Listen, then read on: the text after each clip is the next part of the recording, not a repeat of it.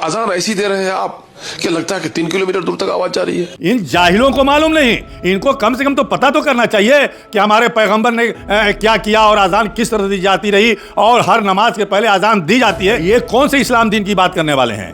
ये लोग भाजपा के दलाल हैं, भाजपा की आज भी दलाली कर रहे हैं। श्रेणी की इनको जो है सिक्योरिटी मिली हुई है। ये क्या है कि अजान की आवाज पूरे मोहल्ले में ही नहीं, उसके आसपास के मोहल्ले में 5 किलोमीटर तक उसकी आवाज जाए ताकि लोगों को पता चल जाए कि नमाज का टाइम हो गया है और तमाम लोग नमाज पढ़ने के लिए अजान सुनते ही मस्जिद में आना शुरू कर देते हैं। दूसरों को तकलीफ क्या होती है, किसको तकलीफ हो जाती है? इनको ज्यादा तकलीफ हो रही है ना, ये मुसलमान है ना, ये मजलिस के नेता है ना, इनको ज्यादा तकलीफ हो जा रही है। तमाम जगहों पे मस्जिदों से लाउड स्पीकर उतारी जा रही है, ये इसका समर्थन कर रहे हैं। अजान हम ऊंचे आवाज में ना दे, अजान तो इसीलिए ऊंची आवाज में दी जाती है ना भाई कि मोहल्ले के तमाम लोग सुने। मोहल्ले में इतना शोर शराबा अगर होता है, धीरे से कमरे में या मस्जिद में धीरे से अजान देंगे तो कौन हमारी अजान को सुनेगा, कौन मस्जिद में आएगा? तो इसीलिए अजान जो है तेज आवाज में जोर से दी जाती है और इसीलिए अब लाउड स्पीकर का जमाना चल गया है, तो लाउड स्पीकर लगा के अजान दी जाती है। विश्व हिंदू परिषद, आरएसएस और बजरंग दल के लोगों और भाजपा के लोगों को, चूंकि इनकी भाजपा से हमेशा साठगांठ रही है, इनको खुश करने के लिए अजान दे रहे हैं। भाजपा के और विश्व हिंदू परिषद के लोग तो बराबर मांग कर रहे हैं कि आवाज धीमी रखी जाए,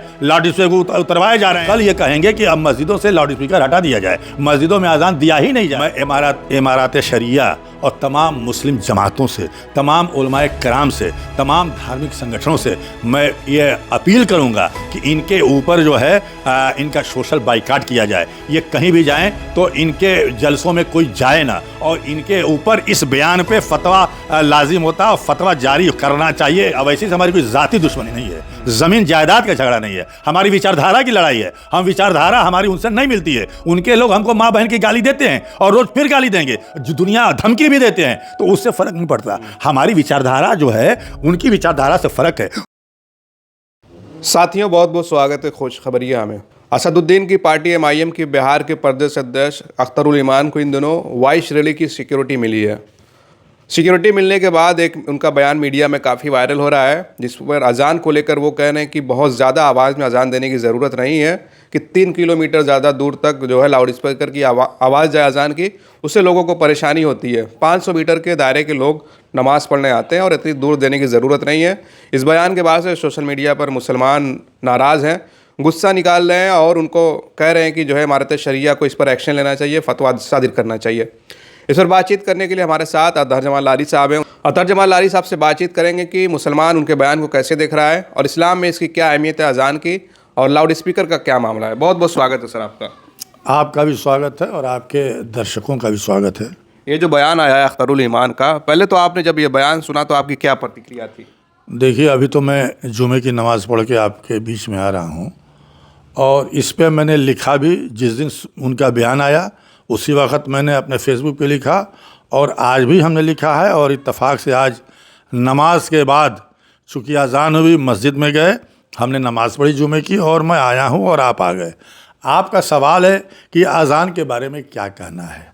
देखिए, अजान जो है, इनके बयान से आप इत्तेफाक रखते हैं? हम इनके बयान से कतई इत्तेफाक नहीं रखते। इनका बयान आरएसएस, विश्व हिंदू परिषद, बजरंग दल और भाजपा के लोगों को खुश करने के लिए है, क्योंकि हमेशा से अजान पे पाबंदी लगाने की मांग की जा रही है।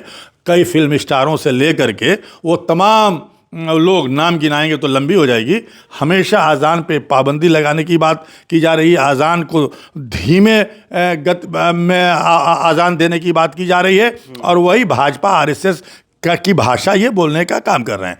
मैं आपसे कहना चाहता हूँ कि अजान फ़र्ज़ है, फ़र्ज़ किफ़ाया है। जमात की जब भी नमाज होती है, जो हम नमाज़ पढ़ते हैं तो अजान होती है। देखिए, हम आपको पीछे थोड़ा ले जाना चाहते हैं। जब लाउड स्पीकर का युग नहीं था, लाउड स्पीकर नहीं था, मस्जिदें बनती थीं और मस्जिद में कहीं ऊंचा मुकाम बना दिया जाता था। तो उस ज़माने में, मैं गांव देहात का रहने वाला हूं, गांव देहात में हमने देखा कि मस्जिद है, उसमें अगर पानी का कोई ज़रिया नहीं तो कुआं बना हुआ है और उसी के ऊपर एक चबूतरा बना हुआ है, तो अजान देने वाला मुअज्जिन उस ऊंचाई पे खड़ा होकर के अजान देता था और देता है आज भी देहातों में, ऊंचाई पे। क्यों?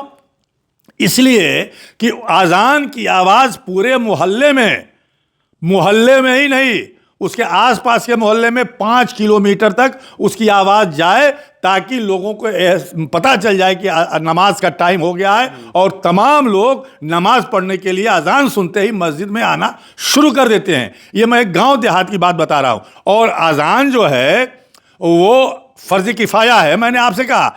और हजूर सल्लल्लाहु अलैहि वसल्लम की मैं बात कहूँ, हज़रत मोहम्मद मुस्तफ़ा सल्लल्लाहु अलैहि वसल्लम ने अपने दौर में अजान ऊंची आवाज़ में दिलवाने का काम किया, और उन्होंने इसके लिए जो है हज़रत बिलाल हबशी रज़ियल्लाहु अन्हु ताला से उन्होंने कहा कि तुम ताकतवर हो, मजबूत हो, तुम्हारी आवाज़ बहुत तेज़ है, ज़बरदस्त है। तो वो बराबर मस्जिदों में जब भी नमाज के पहले हज़रत बिलाल हबशी रज़ियल्लाहु अन्हु ताला से अजान दिलाया करते थे। इन जाहिलों को मालूम नहीं, इनको कम से कम तो पता तो करना चाहिए कि हमारे पैगंबर ने क्या किया और अजान किस तरह दी जाती रही, और हर नमाज के पहले अजान दी जाती है। आज लाउड स्पीकर का ज़माना हो गया है। ये तो इस्लाम और जो है दीन की बात करने वाले हैं, ये क्यों अजान के खिलाफ जाएंगे? ये कौन से इस्लाम दीन की बात करने वाले हैं? ये लोग भाजपा के दलाल हैं, भाजपा की आज भी दलाली कर रहे हैं, और इसीलिए इनको वाई से आपने चर्चा किया ना, वाई श्रेणी की इनको जो है सिक्योरिटी मिली हुई है। ये क्या है? प्रदेश के खतरा बताया कौन? तमाम लोगों के, चंद्रशेखर रावण के ऊपर हमला हुआ, उनको जान का खतरा, उनको क्यों नहीं वाई और जेड श्रेणी की सुरक्षा मिली?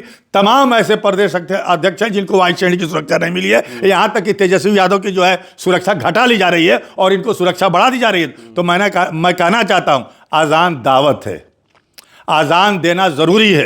अगर आप जंगल में भी हैं तो वहाँ पे भी अजान देना जो है फ़र्ज़ किफ़ाया है, फ़र्ज़ है। उन्होंने इस वीडियो में ये भी कहा कि दूसरों को तकलीफ़ होती है अगर आप बार बार अजान देंगे तेज़ आवाज़ में। यहाँ तक कि किरत को लेकर भी कहा कि बहुत तेज़ किरत भी नहीं करना चाहिए। अच्छा, दूसरों को तकलीफ़ क्या होती है? किसको तकलीफ़ हो जाती है? इनको ज़्यादा तकलीफ़ हो रही है ना, ये मुसलमान है ना, ये मजलिस के नेता है ना, इनको ज़्यादा तकलीफ़ हो जा रही है। तो इनको ज़्यादा तकलीफ़ हो रही है तो फिर मुसलमान मस्जिदों में अजान ना दे। तमाम जगहों पे मस्जिदों से लाउड स्पीकर उतारी जा रही है, ये इसका समर्थन कर रहे हैं। अजान हम ऊंचे आवाज़ में ना दे। अजान तो इसीलिए ऊंची आवाज़ में दी जाती है ना भाई, कि मोहल्ले के तमाम लोग सुने। मोहल्ले में इतना शोर शराबा अगर होता है, मशीनें चलती हैं, तमाम पावरलूम, हैंडलूम, तमाम हर तरीके का काम होता है, मकान बनते, बहुत तरीके की चीज़ें होती हैं। तो अजान इसीलिए जो है आदमी ऊंचाई पे खड़ा होकर के, कभी कभी मीनारों के पास खड़े होकर के अजान मुअज्जिन देता है, इसलिए कि हमारी बात सबके कानों तक चली जाए। और बोलता हय्यल फलाह हय्यल सलाह, आओ कामयाबी की तरफ, आओ अल्लाह की तरफ, जो है इबादत की तरफ। तो ये अजान तो जो है ज़रूरी है ऊंचे आवाज़ में देना। अगर हम ऊंचे आवाज़ में नहीं देंगे, धीरे से कमरे में या मस्जिद में धीरे से अजान देंगे, तो कौन हमारी अजान को सुनेगा? कौन मस्जिद में आएगा? तो इसीलिए अजान जो है तेज़ आवाज़ में ज़ोर से दी जाती है। और इसीलिए अब लाउड स्पीकर का ज़माना चल गया है, तो लाउड स्पीकर लगा के अजान दी जाती है। इनकी हैसियत है। ये किसी को खुश करने के लिए बयान दे रहे हैं? बिल्कुल।